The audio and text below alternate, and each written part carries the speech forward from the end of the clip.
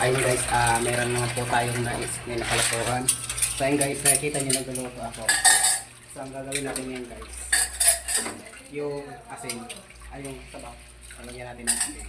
Titigpan natin, tapos bakatin pa natin kay kulot kung ano, o kaano ka alat yung ating niluto ngayon. So ito guys, asin. So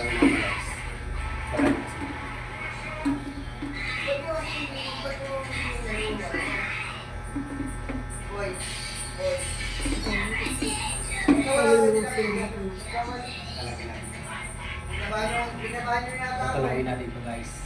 Tapos papatikin natin kay kulot kung ano ang lasa.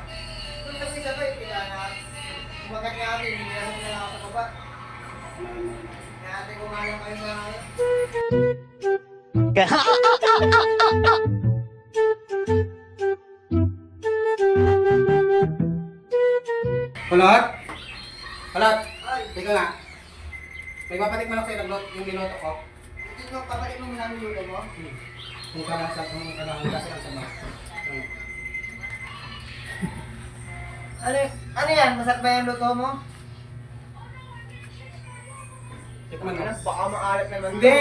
Ayusin mo. Tikman mo nga. Parang tubig yata to. Hindi, sinigang yan.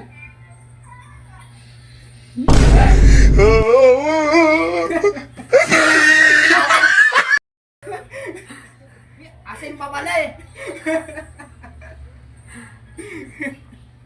Sakto sa spoon guys. Mahalat ba? Ay! Ano? Mahalat? Ginawa mo prank. Malis ka. Pinatingin mo na sa akin ng sabaw. Alat pa.